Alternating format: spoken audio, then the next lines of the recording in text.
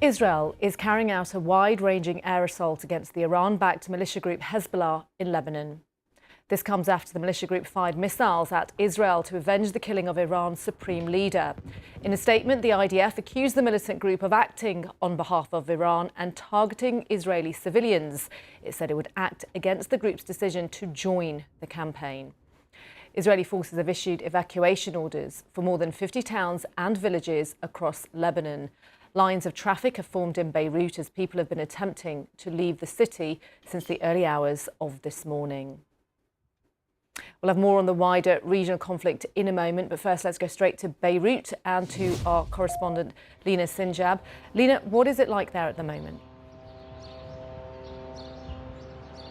Well, it's a relatively quiet morning with lots of caution, but I don't know if you can hear. We started to hear the Israeli drones again in the city. This is part of messages of warning to people and to Hezbollah. The Israelis are determined that they will take action against Hezbollah after they fired missiles last night. The government here is really upset with what's happened. The Prime Minister started in the early hours of the morning issuing a condemnation and saying those who launched the attack will be brought to justice. Later on, the Justice Minister said they will be arrested. And of course, now we've heard the President of Lebanon also condemning this attack and saying that this has crippled all the efforts of finding political solution and all the negotiations that were taking place over the past month. It's clear that the government is trying to press ahead to find a solution to de-escalate and stop this situation at this stage here.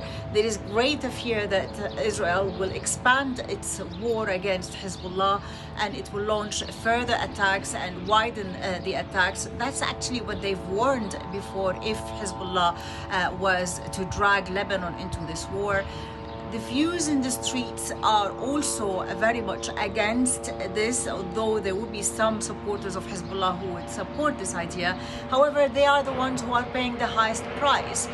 You see the remnants of the last war that happened 18 months ago that crippled Hezbollah and eliminated its leadership, left many of the Hezbollah strongholds in rubbles and in destruction, and now you can see those same people are fleeing again, trying to find shelter away from a war that their leadership have launched without their permission.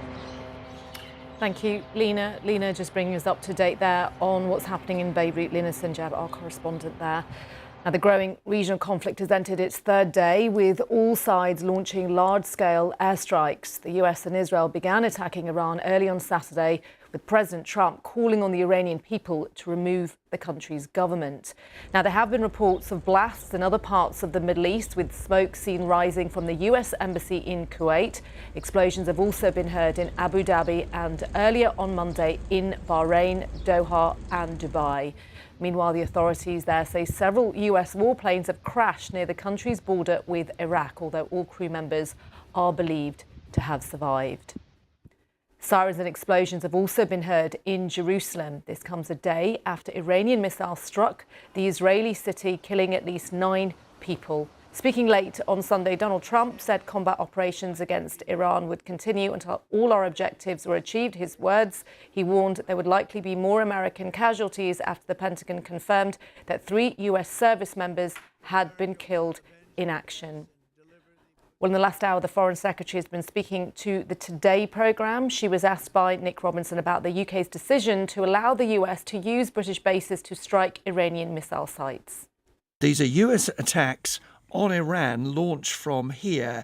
I promise you I don't mean this facetiously. I'm trying to get to the bottom of the difference between offensive and defensive. There may be people listening here, there certainly would be if they could listen to us in Iran, saying that if an American bomb lands and it was launched from British soil originally, they're not going to say, oh, well, that's fine, it was defensive. So the agreement that we have made does not cover things like political targets or economic targets, those wider infrastructure or broader objectives. It is specifically about the missiles and attacks that are being targeted now at the Gulf partners. So we know that we've got these ballistic launchers, for example, that are in places in southern Iran, for example, that are pointing at the Gulf and that are being used Understood. at the moment. Let's bring you more on that breaking news story that authorities in Kuwait say several US warplanes have crashed near the country's border with Iraq. Let's bring you now that footage, which is being shared on social media and appears to show a fighter jet crashing to the ground. BBC Verify has confirmed the location of this video, said to show an F-15 crashing near Kuwait City. It is filmed from west of Kuwait City on the edge of the Al Jarrah area.